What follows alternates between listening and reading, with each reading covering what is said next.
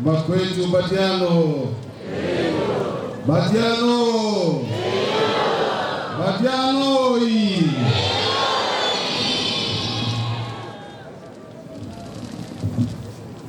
Mes chers frères et sœurs, le texte liturgique de ce 26e dimanche du temps ordinaire de l'année liturgique A sont pour nous une invitation à nous convertir, à nous détourner de nos mauvaises habitudes et comportements pour avoir la vie éternelle en Christ. Les 3 lectures que nous avons entendues sont revenues sur ce thème de conversion, chacune à sa manière. Voilà, chers amis, le thème sur lequel nous allons axer notre méditation de ce dimanche. La première lecture nous a rappelé notre responsabilité dans tout ce qui nous arrive. Le peuple d'Israël était en exil. On sait que la douleur qu'il éprouvait était le fruit des péchés commis par ses ancêtres. Mais Dieu, comme un père, plein de tendresse et d'amour pour tous ses enfants, par le prophète Ézéchiel, leur fait savoir qu'ils sont responsables du bonheur ou du malheur qui leur arrive par leur comportement.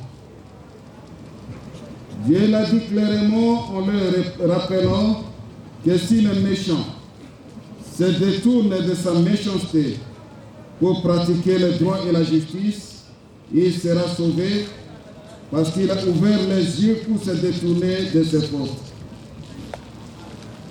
De l'autre côté, si le juste se détourne de sa justice pour se pervertir, il mourra.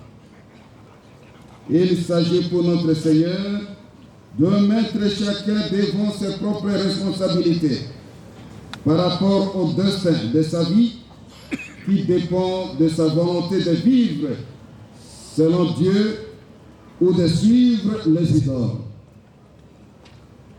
Chers amis, mes chers frères et sœurs dans la foi, Dieu ne veut pas nous faire peur. Au contraire, il veut nous sauver. Il nous indique les chemins à prendre pour que nous ayons la vie sauve. C'est le chemin de la conversion. Mes chers amis, c'est dans ce passage de la Bible que se trouve la justification du contraste de la vie auquel nous assistons dans notre quotidien. Le juste, ceux qui font le bien, deviennent davantage pauvres et les couplissent dans la misère, tandis que ceux qui font le mal prospèrent. C'est le cas des auteurs de tueries, des détournements des deniers publics, des tortures, de la corruption, des tracasseries, des mensonges, des vols, des injustices de toutes sortes, etc. Apparemment, tout semble aller bien pour eux. Cela veut-il dire que Dieu encourage le mal ou ferme les yeux sur le mal qu'ils commettent? Non, Dieu n'est pas indifférent au péché. Il ne ferme pas non plus les yeux sur le mal. Il accorde plutôt à l'homme le temps de se repentir, le temps de se convertir. Car il ne souhaite pas la mort du pécheur, mais qu'il se détourne de sa conduite mauvaise et qu'il soit sauvé. Voilà donc expliquer le soi-disant silence de Dieu, ou ce que d'aucuns peuvent considérer comme une injustice. Dieu veut que les méchants, entendu ici au sens de tout celui qui fait le mal, et bien que les méchants se convertissent et qu'ils vivent. En d'autres termes, tout celui qui vit dans l'iniquité, dont le mal est déjà mort, pour éviter la mort éternelle, il doit nécessairement se convertir. C'est un appel pressant, chers amis. Dieu veut que nous ouvrions les yeux pour nous détourner de notre mal. Il veut que toi, mon frère, il veut que toi, ma soeur, tu ouvres les yeux pour te détourner de tes mauvaises habitudes, de tes mauvais comportements, surtout de tes péchés. Que chacun de nous fasse une introspection pour voir dans son cœur ce que Dieu veut qu'il change dans son comportement, dans ses habitudes, dans sa famille ou dans sa communauté de vie ou au travail. Ne revoyons donc pas cette invitation de notre Seigneur à demain. Qu'elle fasse plutôt partie de l'aujourd'hui de notre vie. L'évangile de ce jour nous a montré qu'il est possible de se convertir.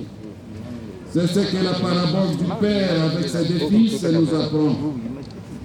Le Père leur demande d'aller travailler dans sa vie. L'aîné a refusé, mais après, il s'est détourné de sa mauvaise décision pour accomplir la volonté du Père. Le second lui a dit oui, mais n'a pas mis en pratique son oui. L'évangéliste ne nous a pas dit ce qui a poussé l'aîné à aller faire ce que son père lui avait commandé. Ce qui est sûr, c'est que son père ne l'a pas forcé à obéir à sa volonté. Au contraire, c'est le fils lui-même qui a pris personnellement cette décision, car les comportements qu'il avait adoptés étaient source d'inquiétude pour lui-même, créant ainsi un conflit interne qui l'a privé de la paix du cœur, de la paix intérieure. Ainsi, il a voulu retrouver cette paix intérieure en accomplissant la volonté du Père. Chers frères et sœurs, il en est ainsi de même pour nous. Nos mauvais choix, nos mauvais comportements et surtout nos péchés nous privent de cette paix et de cette joie intérieure. À moins qu'on ait une conscience émoussée, un comportement qui viole la loi de Dieu doit toujours nous faire mal. Si nous voulons retrouver cette paix qui vient du Christ, mais qui est notre paix, comme le dit Saint Paul dans sa lettre aux Éphésiens, chapitre 2, verset 14, il est temps de nous convertir pour faire la volonté de notre Père du ciel en gardant ses commandements. Chers frères et sœurs, toute conversion exige toujours un renoncement. C'est ce que nous a dit Saint Paul dans sa lettre aux Philippiens. Il nous invite à renoncer à l'estime de soi pour vivre l'humilité. Tandis que l'estime de soi peut facilement conduire à l'égoïsme et à la recherche de notre seul intérêt, l'humilité, elle, met en nous les sentiments qui sont ceux du Christ, surtout ceux de l'amour et du service du prochain qui va jusqu'au don de sa vie. Badiano! Badiano! Badiano! Badiano! Voilà pourquoi, mes chers amis, Saint Paul nous a demandé de prendre pour modèle le Christ Jésus lui-même. Lui qui était de condition divine, s'est fait serviteur et obéissant jusqu'à mourir sur la croix. Mais par son obéissance, Dieu l'a élevé. Si nous voulons, nous aussi, que Dieu nous élève, convertissons-nous et vivons dans l'humilité. Que notre Père du ciel nous donne cette grâce d'une vraie conversion. Mes chers frères et sœurs, dans la foi, À présent, réfléchissons avec attention à cette haute responsabilité ecclésiale à laquelle est appelé notre cher frère, Monseigneur Félicien Tamboué. Le Christ Jésus, vous le savez, envoyé par le Père pour sauver les hommes, a lui-même envoyé dans le monde les 12 apôtres. Ceux-ci furent remplis de la force de l'Esprit Saint et reçurent de Christ la mission de proclamer l'Évangile à tout le peuple, les rassemblant en un seul bercail, afin de les sanctifier et de les conduire au salut.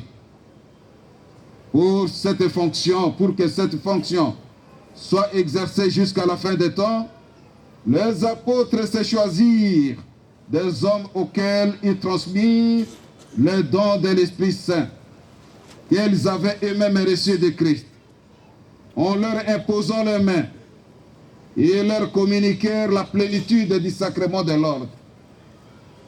De génération en génération, l'Église a conservé et transmis la tradition des origines. Et ainsi, l'œuvre du Sauveur s'étend jusqu'à nous et ne cesse de grandir. En la personne de l'évêque, entouré de ses prêtres, c'est le Christ lui-même, le prêtre éternel, qui est présent au milieu de vous. Par le ministère de l'évêque, c'est lui qui continue d'annoncer la bonne nouvelle et de dispenser aux croyants le sacrement de la foi. Par la paternité spirituelle de l'évêque, c'est lui qui agrège à son propre corps de nouveaux membres. Par la sagesse et la prudence de l'évêque, c'est lui qui vous guide dans votre pèlerinage terrestre jusqu'au bonheur du ciel. Badiano! Mes chers amis, accueillez donc avec joie et gratitude notre frère que nous faisons entrer aujourd'hui dans le collège des évêques en lui imposant les mains. Nous savons combien notre pays et votre communauté de croyants de Cabinda, réputée très vivante, sont bénis en recevant aujourd'hui ces grands dons de Dieu. Et ce don est notre frère, Monseigneur Félicien Tamboué, qui a été choisi comme le 4e évêque de ce diocèse et le 3e des évêques congolais qui se sont succédés à la tête de votre église particulière après le départ des missionnaires occidentaux. L'arrivée d'un nouvel évêque dans un diocèse a toujours été un grand événement dans la vie de l'Église catholique. C'est un événement de foi pour toute l'Église, et spécialement pour la communauté de croyants qui reçoit son nouveau pasteur. Ne le recevez pas comme avec des sentiments humains, comme s'il était un juge venu partager l'héritage entre les frères. Il n'est pas venu s'occuper des affaires de ce monde. Non, recevez-le plutôt comme un signe visible de la promesse de Dieu d'être toujours avec vous. Comme un père pour ses fils bien-aimés, comme un bon pasteur pour son troupeau. Accueillez-le et offrez-lui le respect et la dignité dû à son rôle de serviteur guide parmi vous. À votre tour, mes chers amis, vous êtes appelés à être les serviteurs de chacun, selon l'exemple donné par Jésus au cours de sa vie de service, en particulier des plus pauvres. Quant à vous, mon cher frère bien-aimé, Monseigneur Félicien Tamboué, réfléchissez que vous avez été pris parmi les hommes et pour les hommes. Vous avez été constitués, non pour vous-même, mais pour les choses de Dieu. voir Épître aux Hébreux, 5e chapitre, du 1er au 4e verset. Épiscopat, c'est en effet le nom d'un service et non pas d'un honneur. Parce qu'il revient à l'évêque de servir et non de dominer, selon le commandement du maître. Que celui qui est grand parmi vous devienne comme le plus petit, et celui qui gouverne comme celui qui sert. Voir l'évangile selon Saint Luc, 22e verset, le 26e et 27e verset. Mon cher frère Félicien, annoncez la parole en toute occasion, à temps et à contre-temps. Annoncez la vraie parole, celle qui conduit le peuple dont vous avez reçu la charge à voir en vous son véritable pasteur. Je ne cesserai de vous le répéter.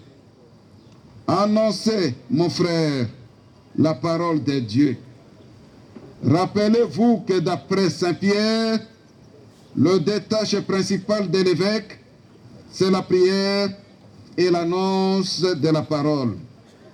Voir les Actes des Apôtres, chapitre 6, verset 4. Et ensuite, toutes les autres tâches administratives. La prière et l'annonce de la parole sont les colonnes de notre apostolat. Par la prière et l'offrande du sacrifice pour votre peuple, vous puisez à la plénitude de la sainteté du Christ la multiforme richesse de la grâce divine. Soyez dans l'Église qui vous est confiée l'intendant fidèle des mystères du Christ, un guide et un gardien fidèle, puisque le Père vous a choisi pour conduire sa famille. Suivez l'exemple du bon pasteur. Il connaît ses brebis et ses brebis le connaissent. Il n'a pas hésité à donner sa vie pour elles. C'est ce qui va justifier la proximité que vous aurez avec votre peuple. J'identifie donc triple proximité de l'évêque. La proximité avec Dieu dans la prière, c'est votre premier travail. La proximité avec le prêtre du collège presbytéral et la proximité avec le peuple. N'oubliez pas que vous avez été pris, choisi dans le troupeau de Dieu qui est à Cabinda. N'oubliez pas vos racines, chers frères. N'oubliez pas que c'est cette terre de Cabinda qui vous a transmis la foi, vous a donné votre identité. Félicien Tambouy. Après avoir été envoyé en mission à travers le monde, vous voici donc revenus au pied de ce peuple pour en faire la restitution. Que le travail pastoral que vous allez rendre soit pour vous un signe de reconnaissance pour ce peuple de Dieu de qui vous avez reçu le don de la foi. Aimez à la fois comme un père et comme un frère tout ce que Dieu vous confie. Et d'abord, le prêtre, vos compagnons de service dans le Christ, mais aussi les pauvres et les faibles, les voyageurs et les étrangers, ceux qui ne sont pas du milieu. Ayez des vues élevées. Voyez en chaque personne l'homme créé à l'image de Dieu et non ses origines culturelles. Chers frères bien-aimés, vous commencez votre ministère épiscopal dans un environnement social en crise multiforme. Soyez particulièrement attentifs à l'unité de la portion du peuple de Dieu qui est confiée à votre sollicitude.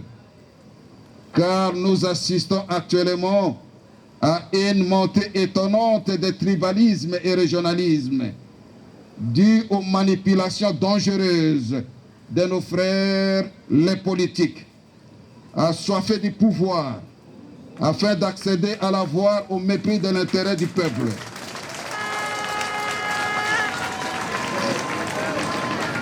Badiano, Badiano, Badiano. Mon cher frère, bien-aimé Félicien, ces antivaleurs n'épargnent pas non plus l'Église. Et certains de ces fidèles qui ne comprennent pas encore les raisons d'être au sein de l'Église. Soyez un rassembleur. D'ailleurs, votre devise épiscopale en dit plus. Cor unum et anima una.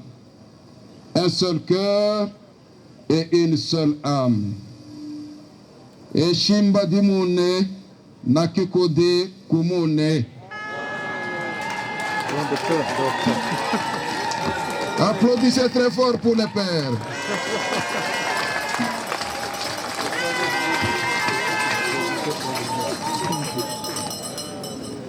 Mon cher frère, invitez les chrétiens à travailler avec vous à l'œuvre apostolique. Écoutez-le volontiers et avec attention. Que votre sollicitude s'étende à ceux qui ne sont pas encore dans l'unique bercail de Christ, car eux aussi sont confiés dans le Seigneur. Au sein de l'Église catholique, qui tient à l'unité par les liens de la charité, n'oubliez jamais que vous êtes membre du collège épiscopal. Demeurez indéfectiblement attachés, avec une affection filiale, aux successeurs de Saint-Pierre, dans l'ordre de l'institution voulue par le Seigneur lui-même. Veillez également à la communion affective et effective avec vos frères dans l'épiscopat sous l'autorité du pontife romain. Communion spécialement rendue visible par les structures légitimement établies. Veillez sur ces dons que vous recevez aujourd'hui par l'imposition dénommée à tous, nous, les évêques.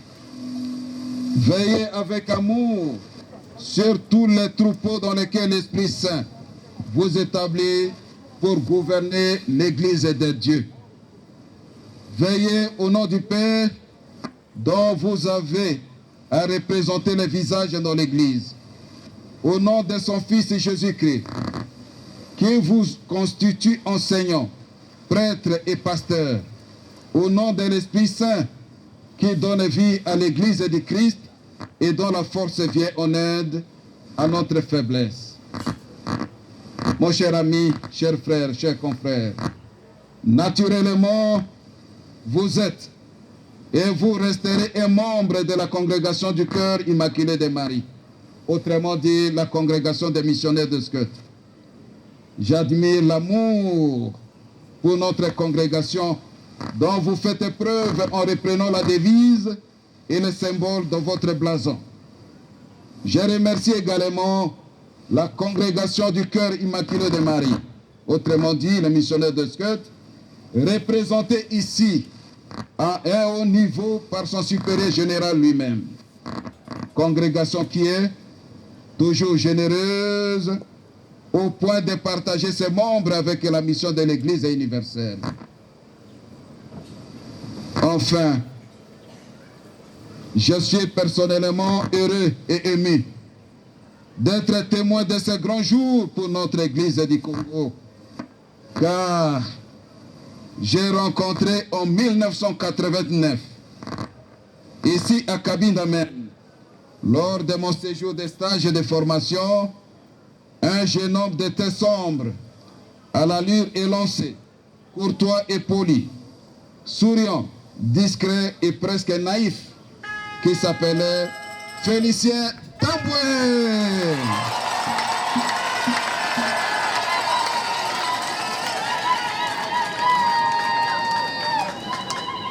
C'est lui qui me promenait à travers les rues de la cité de Cabinda. Il m'a mené à la découverte des institutions de l'église locale. C'était donc le début d'une aventure commune, presque imprévisible dans sa suite jusqu'à ce grand jour. Dieu est Dieu et restera toujours Dieu. Chers frères Féliciens, Monseigneur, puisse les bénédictions du Père, du Fils et de l'Esprit Saint inonder les routes de votre mission auprès de ce peuple de Dieu qui est à Cabinda, afin que vous les conduisiez aux sources vives du salut. Que la Vierge Marie, la patronne de la congrégation du cœur immaculé de Marie, SCOT, et Notre-Dame du Congo vous protègent tous. Amen.